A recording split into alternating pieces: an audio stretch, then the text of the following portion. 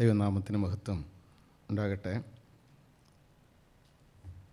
ഒരു വാക്യം ഞാൻ വായിച്ചിട്ട് സാക്ഷ്യം പറഞ്ഞിട്ട് തുടർന്ന് വചനത്തിൽ നിന്ന് ആലോചന പറയാം എന്ന് പ്രതീക്ഷിക്കുന്നു. യോഹന്നാൻ്റെ 1-ാം ലേഖനം അതിൻ്റെ 5-ാം അധ്യായം 11-ാം വാക്യം. യോഹന്നാൻ്റെ 1-ാം ലേഖനം 5-ാം അധ്യായം 11-ാമത്തെ വാക്യം.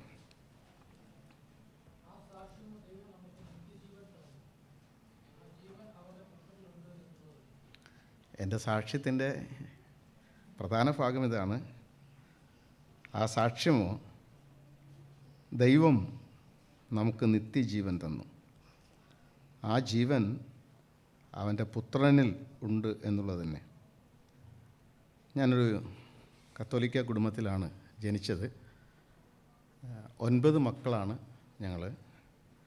അപ്പോൾ കത്തോലിക്കർക്കൊരു ധാരണയുള്ളത്, ഇത്രയും മക്കളൊക്കെ ദൈവം തരുമ്പോൾ ഒരു മകനെ വൈദികനാക്കണമെന്നുള്ളൊരു ധാരണയുണ്ട്. ആ ധാരണയിൽ നറുക്കെനിക്കായിരുന്നു. അതുകൊണ്ട് ഞാനൊരു വൈദികനാകണം എന്ന് ഞാനും ആഗ്രഹിച്ചിരുന്നു. 10-ാം ക്ലാസ്സിൽ പഠിക്കുമ്പോൾ സെൻറ്റ് ഫ്രാൻസിസ് അസീസി ആ ഗ്രൂപ്പിൽ ചേർന്ന് മുന്നോട്ട് പോകണമെന്നാണ് വിചാരിച്ചത്. എന്നാൽ ആ ഒരു കാലഘട്ടം കഴിഞ്ഞ് ഒരു സ്ഥാപനത്തിൽ ഞാൻ ചെല്ലാനിടയായി. ഒരു ബൈബിൾ ഇൻസ്റ്റിറ്റ്യൂട്ടാണ്. ആ ഇൻസ്റ്റിറ്റ്യൂട്ടിൽ വെച്ച് ലൂഥറൻ സഭയിൽപ്പെട്ട ബെനറ്റ് എന്ന് പറയുന്ന ഒരു മനുഷ്യൻ എന്നോട് സംസാരിക്കാൻ ആഗ്രഹിച്ചു. എനിക്ക് പ്രൊട്ടസ്റ്റൻ്റ് വിഭാഗങ്ങളുടെ ആത്മീയ കാര്യങ്ങളോട് യാതൊരു താല്പര്യം ഉണ്ടായിരുന്ന ആളല്ല. അതുകൊണ്ട് ആ സംഭാഷണത്തെ ഞാൻ നിരസിക്കാനായിട്ടാണ് ശ്രമിച്ചത്. എന്നാൽ അദ്ദേഹം സൗമ്യനായിട്ട്, ഞാൻ എത്ര നിരസിക്കുമോ അത്രയും സൗമ്യനായിട്ടാണ് അദ്ദേഹം എന്നോട് സംസാരിച്ചത്. അപ്പോൾ അദ്ദേഹം എന്നോട് ചോദിച്ച ഒരു ചോദ്യം ഇതാണ്: നീ മരിച്ചാൽ എവിടെ പോകും? അപ്പോൾ ഞാൻ അദ്ദേഹത്തോട് പറഞ്ഞു, ഞാൻ മരിച്ചാൽ അവിടെ പോകുന്നൊന്നും നിങ്ങൾ തീരുമാനിക്കേണ്ട കാര്യമില്ല. അത് ദൈവം ആർക്ക് വേണ്ടി സ്വർഗം കൊടുക്കുന്നോ അവരെ ദൈവം സ്വർഗത്തിൽ വിടും. ദൈവം ആരെ നരകത്തിൽ വിടാൻ തീരുമാനിച്ചാലും അത് സംഭവിക്കും. അപ്പോൾ എൻ്റെ ആശയത്തിൽ ദൈവമാണിത് ചെയ്യുന്നത്. അതുകൊണ്ട് നിങ്ങളതിനകത്ത് എനിക്ക് സ്വർഗവും നരകവും തരണ്ട എന്നതാണ് എൻ്റെ മനസ്സിൻ്റെ ആഗ്രഹം. പക്ഷേ അദ്ദേഹം രണ്ടാമത്തെ ചോദ്യം എന്നോട്, ബൈബിൾ സത്യമാണെന്ന് നീ വിശ്വസിക്കുന്നുവോ? ഞാൻ പറഞ്ഞു, ബൈബിൾ സത്യമാണോ ഇല്ലെന്ന് എനിക്ക് അന്നേരം അറിയില്ല, ഞാൻ വായിച്ചിട്ടില്ല. പള്ളിയിലെ സുവിശേഷങ്ങൾ വായിക്കാറുണ്ട്. വിശുദ്ധ ലൂക്കായുടെ സുവിശേഷം 16-ാം അധ്യായം 19-31 വരെ വാക്യങ്ങൾ. നമ്മൾ ദൈവവചനമാണ് കേട്ടത്.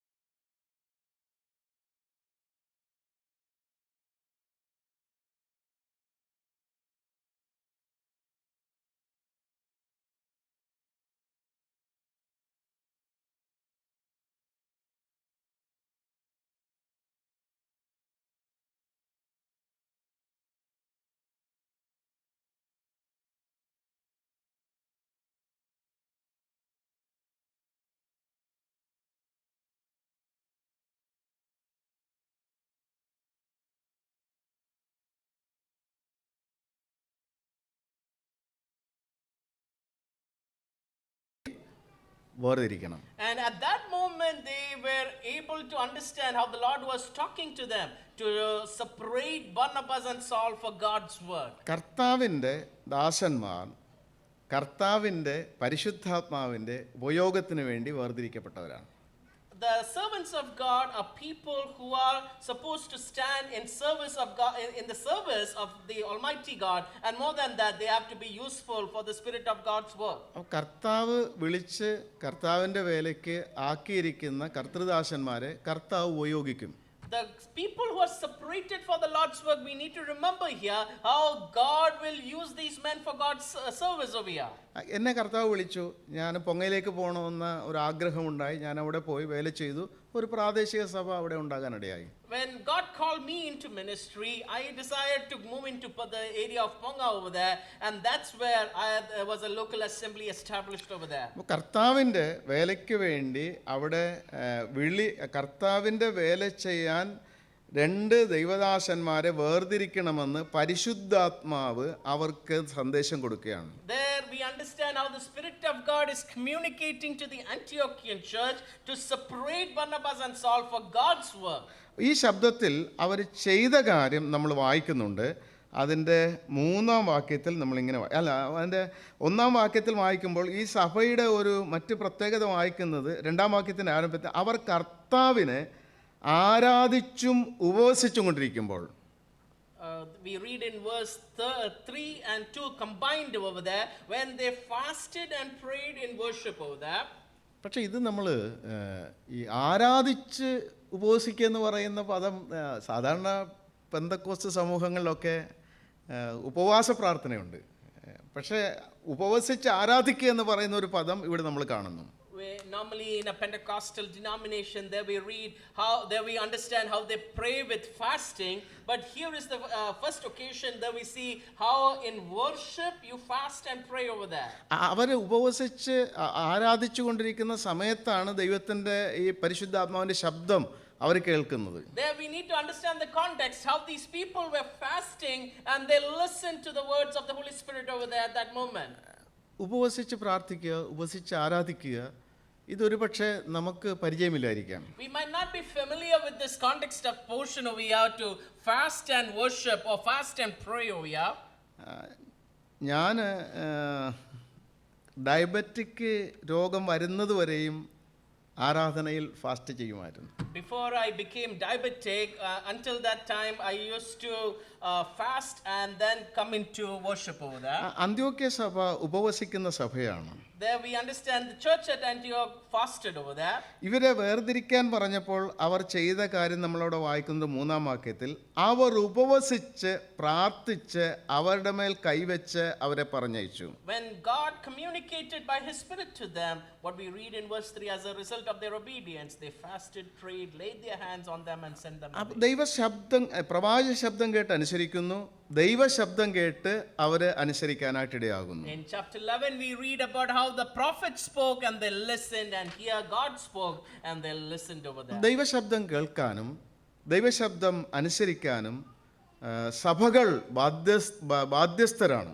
We as a church we have to remember we are responsible and we are obliged to listen and obey and put into practice the words of God. അവര് സുവിശേഷകന്മാരെ വേലയ്ക്ക് വേണ്ടി വേർപെടുത്തുന്ന അല്ലെങ്കിൽ വേർതിരിക്കുന്ന ഒരു സഭയാണ്. There we understand how the church at Antioch separated the servants of God for God's service over there. എഫെസ്യ ലേഖനം 4-ാം അധ്യായം 11-ാം വാക്യത്തിൽ നമ്മൾ വായിക്കുമ്പോൾ, when we read coming to the epistle of Ephesians chapter 4 and verse 11, okay, അവൻ ചിലരെ അപ്പോസ്തലന്മാരായും പ്രവാചകന്മാരായും ഉപദേഷ്ടാക്കന്മാരായും സുവിശേഷകന്മാരായും ഇടയന്മാരായും നിയമിച്ചു. there we read how God appointed or gave some to be apostles, some prophets, and some evangelists, some pastors and teachers. അപ്പോൾ ഇവിടെ പരിശുദ്ധാത്മാവാണ് എനിക്ക് വേണ്ടി അവരെ വേർതിരിക്കാൻ പറഞ്ഞത്. Here we understand in church at Antioch it is the Spirit of God that has called over there. ഉയർത്തെഴുന്നേറ്റ കർത്താവാണ് ഈ ആത്മിക ശുശ്രൂഷയ്ക്കുള്ള നേതൃത്വത്തെ നിയമിക്കുന്നത്. It is the risen Lord Jesus Christ that has been separating and putting people in appointment for the various responsibilities for the service of God. ഒരു സ്ഥാപനം Any organization, ശരിയായി നടക്കണമെങ്കിൽ അതിൻ്റെ നേതൃത്വത്തിലിരിക്കുന്നവർ വളരെ ക്ലിയർ ആയിരിക്കണം. any organization, if it has to function smoothly with order, the people in leadership has to be very much clear and very much right standing over there. ഇങ്ങനെ ഒരു ചൊല്ലുണ്ട്, എംബ്രാൻ അപ്പം കട്ടുപുജിച്ചാൽ അമ്പലവാസികളൊക്കെ കക്കും. There is a proverb in Malayalam over there, even if the leader starts stealing, even the forthcoming people or the successors will also start stealing, and they will also eat off the benefits of what they earn from stealing. ദൈവത്തിൻ്റെ ശബ്ദം കേട്ട് ദൈവം വേർതിരിച്ച് ആക്കിയിരിക്കുന്ന ദൈവദാസന്മാർ ദൈവം കൃപ കൊടുത്തിട്ടാണ് അവർ ഈ ശുശ്രൂഷകളൊക്കെ ചെയ്യുന്നത്. It is the people who are separated from God for God's service. Under the grace of God, they are only able to do because God has called them to do His service over there.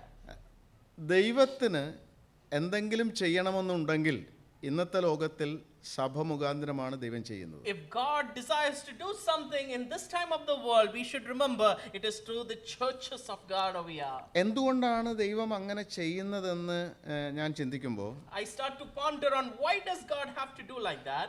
ഒന്ന്, ദൈവം തൻ്റെ പുത്രനെ ഭൂമിയിലേക്ക് എനിക്ക് വേണ്ടി അയച്ചു.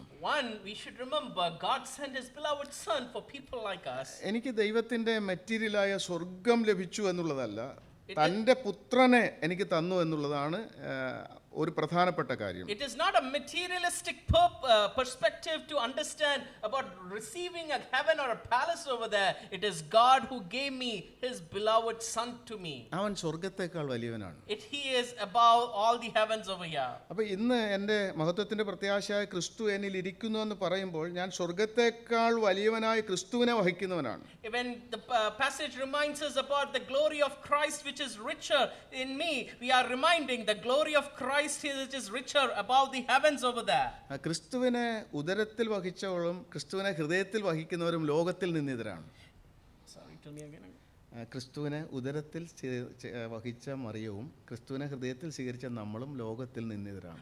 The people in the world always stand against the person who carried Jesus in a womb and the person who has received Jesus as their savior. പക്ഷേ ഇത് കർത്താവ് നമ്മളിൽ വസിക്കുന്നു എന്നുള്ളതായിരിക്കുന്ന കർത്താവ് നാമമായിട്ടുള്ള ബന്ധത്തിൽ നിന്നാണ് നമുക്ക് ഈ നിന്ദകൾ സഹിക്കാൻ കഴിയുന്നത്. And when we think about our life, we have to remember, just because we came to know God, we are suffering such persecutions. കർത്താവ് നമ്മിൽ വസിക്കുന്നു എന്ന് മാത്രമല്ല, ദൈവത്തിലെ മൂന്നാം ശബ്ദത്തിൽ പരിശുദ്ധാത്മാവും എന്നിൽ വസിക്കുകയാണ്.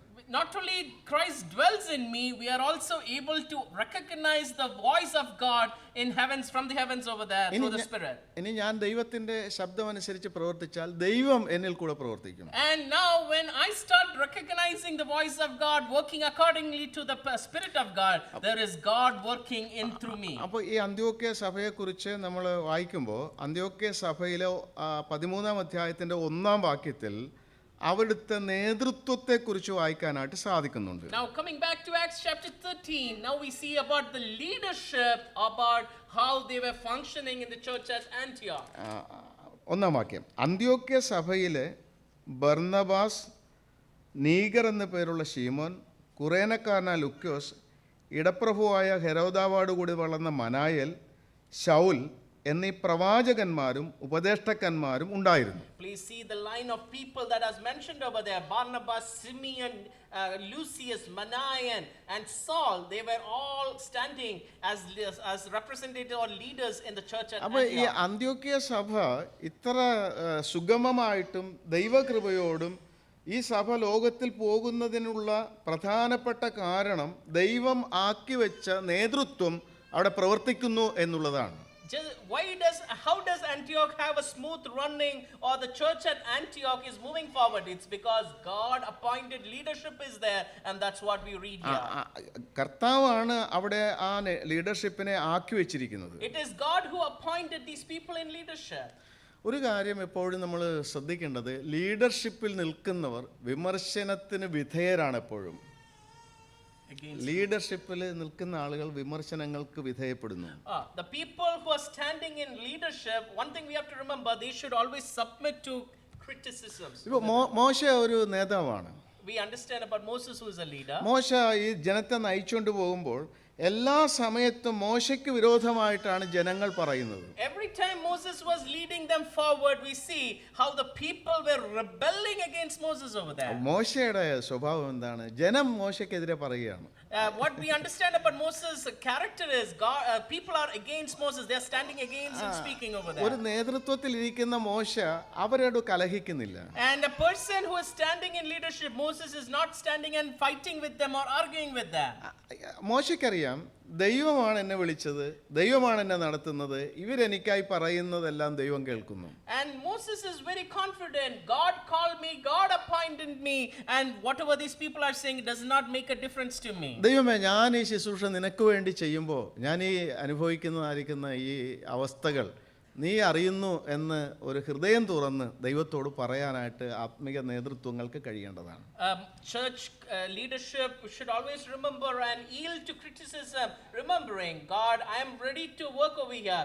Let me open myself to you over here. അപ്പോൾ ഏതൊരു പ്രസ്ഥാനത്തിൻ്റെയും നേതൃത്വത്തിൽ നിൽക്കുന്നവർ എപ്പോഴും വിമർശനങ്ങൾക്ക് വിധേയരായിത്തീരുന്നു. Any people standing in leadership in an organization, they should always remember you need to submit yourself, yield to the criticisms they hear. യോശുവ ജനത്തെ നയിച്ചു കൊണ്ടുവരുമ്പോൾ യോശുവയ്ക്കും ഇതുപോലെ പ്രശ്നങ്ങൾ ഉണ്ടാകുകയാണ്. Even when Joshua was leading the people, Joshua also faced a lot of challenges over there. യോശുവയുടെ സമയത്ത് അവർ എരിഹോ യുദ്ധം ചെയ്ത് പിടിച്ച ശേഷം ഹായിലേക്ക് പോയ കാര്യം നമുക്കറിയാം. We understand about how the people were moving into Ai from Jericho as they were conquering over there when they came over there. ആഖാൻ ആ ശബദാർപ്പിത വസ്തു എടുത്തു വെച്ചതിൻ്റെ അനുഭവം ഹായിൽ ഉണ്ടായി. We understand when Achan did a wrong thing against the will of God, what happened over there. പക്ഷേ ആഹാനോടുള്ള യോശുവയുടെ നിലപാട് ആത്മിക leadership ചിന്തിക്കണം.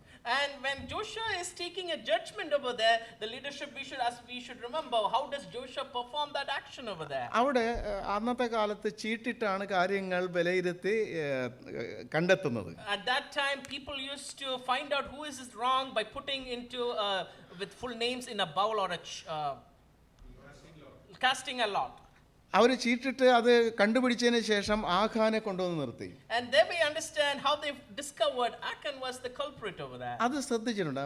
മകനെ, നീ എന്ത് ചെയ്തു, നീ പറക. ഈ യോശുവയുടെ സംഭാഷണം കേട്ടാൽ ആളുടെ ഹൃദയത്തിലിരിക്കുന്ന മുഴുവൻ എന്ത് ചെയ്യും? പറഞ്ഞു കൊടുക്കും. എന്തൊക്കെ ചെയ്താലും ഈ യോശുവയുടെ സംഭാഷണം നമ്മളവിടെ ശ്രദ്ധിച്ചാൽ മതിയാകും. ഈ മനുഷ്യൻ്റെ ഹൃദയത്തിൽ എന്തൊക്കെ ഇരിക്കുന്നുണ്ടോ, മകനെ നീ പറക എന്ന് പറഞ്ഞുകൊണ്ട് താണു വീണാണ് യോശുവ എന്ത് ചെയ്യുന്നത്? ഇദ്ദേഹത്തോട്, ഈ ആഖാനോട്, കുറ്റവാളിയോട് ജഡ്ജ്മെന്റ് ചെയ്യേണ്ടതായിരിക്കുന്ന ആള് സംസാരിക്കുന്ന സംസാരം കണ്ടോ? When we see about Joshua in leadership and he is exercising judgment, his nature of interrogation is in such a manner has he submitted to interrogate whatever we try to covet or whatever I can try to covet, everything came out in honesty, whatever his mistake was over there. ആഖാൻ എല്ലാം തുറന്നങ്ങ് പറഞ്ഞു. He submitted to the truth whatever he did wrong over there. പക്ഷേ യോശുവ എടുത്തതായിരിക്കുന്ന step കണ്ടോ? ശിക്ഷാവിധി ദൈവത്തിൻ്റെ നടപ്പാക്കാനായിട്ട് അവനെ കൊണ്ടുപോയി Achor താഴ്വരയിൽ കല്ലെറിഞ്ഞ് കൊല്ലാൻ പറഞ്ഞു. And as a result of the mistake of what Achan did, what did Joshua do to exercise the judgment of God? Take him to the valley of Achor and stone him to death. ഇനി ആഖാനെ ചൊല്ലി ആരും യോശുവയുടെ നേരെ ഒന്നും പ്രശ്നം ഉണ്ടാക്കത്തില്ല. No one should raise a finger against Joshua for the judgment carried out against Achan over there. കാരണം കൃത്യമായിട്ട് ജനം കേൾക്കെ യോശുവ കാര്യങ്ങൾ തെളിയിച്ചിട്ടാണ് ആ താണ് അവൻ്റെ മുമ്പാകെ കാര്യങ്ങൾ പറഞ്ഞ്, മകനെ നീ എന്ത് ചെയ്തു പറക എന്ന് പറഞ്ഞ് വളരെ കൃത്യതയോടാണ് ആ യോശുവ ഈ പ്രശ്നത്തിന് പരിഹാരം വരുത്താനായിട്ട് ഇടയാകുന്നത്. We understand Joshua takes a step within that nature of yielding to God's will and nature over there, where he takes forward steps where no one can raise a finger against him. മനുഷ്യന്റെ കോപം ദൈവത്തിന്റെ നീതി പ്രായോഗികമാക്കുന്നില്ല. There, we should remember, man's anger and God's judgment does not parallelly work together. അപ്പോൾ നേതൃത്വം എപ്പോഴും പ്രശ്നങ്ങളുടെ പിന്നിൽ പ്രശ്നങ്ങളായിട്ട് പോകുന്നവരായിരിക്കാം. പക്ഷേ എൻ്റെ കോപം കൊണ്ട് എൻ്റെ സഭയിൽ ആരും ഗുണപ്പെടുകയില്ല. There we should remember, as leaders, we should never take steps out of our anger. We should always remember, because of my anger, we are not going to find any solutions over there. അപ്പോൾ യോശുവയും മോശയും ആത്മീയ നേതൃത്വത്തിൽ നിന്ന് പാഠങ്ങൾ നമ്മളെ പഠിപ്പിക്കുകയാണ്. There we understand Joshua and Moses standing in spiritual leadership and they are training us with lessons over there. ഇവരെയും ദൈവത്തിന്റെ ശുശ്രൂഷ ചെയ്യാൻ ദൈവം ആക്കി വെച്ചവരാണ്. There God appointed them to do God's service and accordingly. അപ്പോൾ ദൈവത്തിന്റെ ശുശ്രൂഷ ചെയ്യാൻ ആക്കി വെച്ചതായിരിക്കുന്ന മോശ കോപിച്ചത് നമ്മൾ കാണുന്നുണ്ട്. There we understand when Moses appointed by God, Moses became angry over there. എപ്പോഴാണ് മോശ കോപിച്ചത്? ന്യായപ്രമാണം വാങ്ങി ആ സീനായ് മലയിൽ നിന്ന് വരുന്ന വഴിയിൽ താഴെ നടക്കുന്ന സംഭവ വികാസങ്ങൾ മോശയെ കോപിഷ്ഠനാക്കി. There we understand how Moses became angry because what he saw after he collected the tablet of stones from Mount Sinai and as he was coming down, he raged with anger. മോശ കൽപ്പലക ഉടച്ചു കളഞ്ഞു. There we understand how Moses broke by throwing it onto the ground, the tablets of stone. അതുകൊണ്ട് ദൈവത്തിന് വല്ലതും സംഭവിച്ചു? Anything happened to God because of that? മോശ ഈ പലക എടുത്ത് പൊട്ടിച്ച് കളഞ്ഞതിന് ദൈവത്തിന് വല്ല കുഴപ്പമുണ്ടായോ? Because he broke the stones, anything happened to God over there? പക്ഷെ മോശ പിന്നെയും 40 ദിവസം അവിടെ പോയി ഇരിക്കേണ്ടി വന്നു. Again Moses went back onto that mountain for another 40 days over there. ഈ രണ്ടാമത്തെ പ്രാവശ്യം 40 ദിവസം കഴിഞ്ഞു വരുമ്പോഴുള്ള ഭാഗം നമ്മൾ ശ്രദ്ധിച്ചിട്ടുണ്ട്. When we pay attention to that passage, after 40 days when he comes down, what is happening over there? അവന്റെ മുഖത്തിന്റെ ത്വക്ക് പ്രകാശിച്ചു. His face was glittering over there. ആദ്യത്തെ 40 ദിവസം ഇരുന്ന് വന്നപ്പോൾ അവന്റെ കോപം അവന്റെ മുഖത്ത് വല്ല പ്രശ്നം ഉണ്ടാക്കിയോ? On the first time when we understand, did his face show anything other than his anger over there? അപ്പോൾ മോശ രണ്ടാമത്തെ പ്രാവശ്യം വരുമ്പോൾ അവന്റെ മുഖം തേജസ്സുള്ളതായിട്ട് മാറി. There we understand second time his face glittered with the glory of God over there. മോശ കുറെ പാഠങ്ങൾ പഠിച്ചു കാണും. There we understand Moses could have learned a എല്ലാം lot of എഴുതി lessons. തരാൻ നമുക്ക് ദൈവത്തിന് പറ്റില്ലല്ലോ. Everything God cannot write and give it to us. ഇവിടെ ജനങ്ങൾ മോശയെ കാണുമ്പോൾ അവൻ മൂടുപടമിടണം, ഞങ്ങൾക്ക് നിന്നെ നോക്കാൻ പറ്റില്ല. ആത്മീയ നേതൃത്വം ദൈവത്തിൻ്റെ സന്നിധിയിൽ ഇരുന്ന് കാര്യങ്ങൾ ചെയ്യുമ്പോൾ ആ നേതൃത്വത്തെ നോക്കാൻ, വർത്തമാനം പറയാനല്ല, നോക്കാൻ പോലും ജനത്തിന് ഭയമായി. There we recognize a spiritual lesson from there. God, the face of Moses glittered over there with God's glory. People said they cannot even look up to that face over there. He needs a wheel. As today's generation, we should remember when the leaders start functioning to work with the will of God, we should remember we also should take responsibility. We cannot go against them as we listen to the voices of our leadership today. ദൈവമാണ് എന്നെ ആക്കി വെച്ചിരിക്കുന്നത്. എൻ്റെ മേൽ വരുന്ന ഏത് പ്രശ്നവും ദൈവം കൈകാര്യം ചെയ്തോളും. God appointed me in a certain place, and whatever problems that are coming against me in that position and role which I'm fulfilling, I need not be afraid over that. എതിരാളിയുടെ ഉദ്ദേശം എന്ത് എന്ന് ഞാൻ ചിന്തിച്ച് ഭാരപ്പെടേണ്ട ആവശ്യമില്ല. What is the agenda of my enemy, thinking about that and worrying about that? I do not need to be looking into that. എന്നെ സുവിശേഷം അറിയിക്കാൻ ദൈവം ആക്കി വെച്ചു, ഞാൻ പോയിട്ട് സുവിശേഷം അറിയിക്കുക. God appointed me to be his servant. God appointed me to be an evangelist. I am going forward over there. സുവിശേഷ ഫീൽഡിൽ എതിരാളികൾ ഇല്ല എന്ന് ചിന്തിക്കുന്നുണ്ടോ? In the evangelism field, any one of you think there is no opponents or no enemies over there?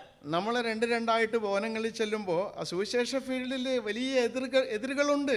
There we need to understand when we go 2 by 2 into any place over there, there are many opponents standing against us.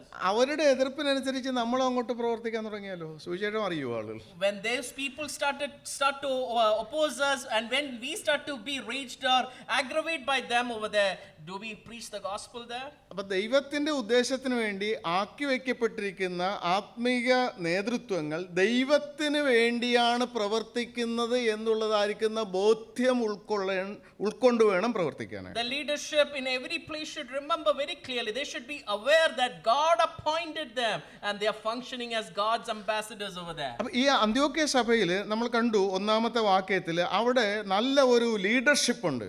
There we understand in 13 verse 1 of Acts of Apostles, there is a good leadership over there. അനേകം കാര്യങ്ങൾ നമുക്ക് ഇതോട് ബന്ധപ്പെട്ട് ചിന്തിക്കാനായിട്ട് സാധിക്കും. We can think about many things in connection with this lesson. ഞാൻ എൻ്റെ വാക്കുകൾ അവസാനിപ്പിക്കാനായിട്ട് Let me ആഗ്രഹിക്കുകയാണ്. conclude over here. അന്ത്യോക്യ സഭയിൽ ആത്മീയ ലീഡർഷിപ്പ് കാര്യങ്ങൾ ചെയ്യുകയാണ്. There we understand the church at Antioch, they are functioning to carry out a good leadership spiritually. 6-ാം അധ്യായത്തിലേക്ക് വരുമ്പോൾ നമുക്ക് അവിടെ ഒരു മാതൃക കാണാനായിട്ട് When സാധിക്കുന്നുണ്ട്. we come to chapter 6, there we see a good model over there. അവിടെ യവനായ ഭാഷക്കാരുടെ നേരെ എബ്രായ ഭാഷക്കാർക്കു നേരെയും അപ്പോസ്തലന്മാർ ചെയ്യുന്ന മേശയിലെ ശുശ്രൂഷ യവന ഭാഷക്കാർക്ക് അവർ കുറച്ചാണ് കൊടുക്കുന്നൊരു കംപ്ലൈൻ്റ് ആദ്യത്തത്. There we see, firstly, there was a murmur because of the Grecian Jews against the Hebrews, because in the ministry to the table over there. നമ്മൾക്ക് അവർ അങ്ങനെ കുറച്ചാണ് കൊടുത്തതെന്ന് ചിന്തിക്കാൻ പറ്റുമോ?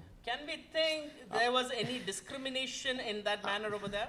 അപ്പോസ്തലന്മാർ അവർ എന്ത് ഫുഡും ആകട്ടെ അവർ വിളമ്പിയപ്പോൾ അത് മുഖം നോക്കി, അത് യവന സ്ത്രീയാ കുറച്ച്, ഇത് എബ്രായ സ്ത്രീയാ കൂടുതൽ, അങ്ങനെ ചെയ്തിട്ടുണ്ടോ? അവർ ചെയ്തിട്ടുണ്ടോ? Can we think or can we ponder like that if the apostles carried out such an action? പക്ഷെ അവിടെ ഇത് കൈപ്പറ്റുന്ന അല്ലെങ്കിൽ ആ യവന സ്ത്രീകൾ പറയുകയാണ് ഇവര് ഇങ്ങനെ ചെയ്തു.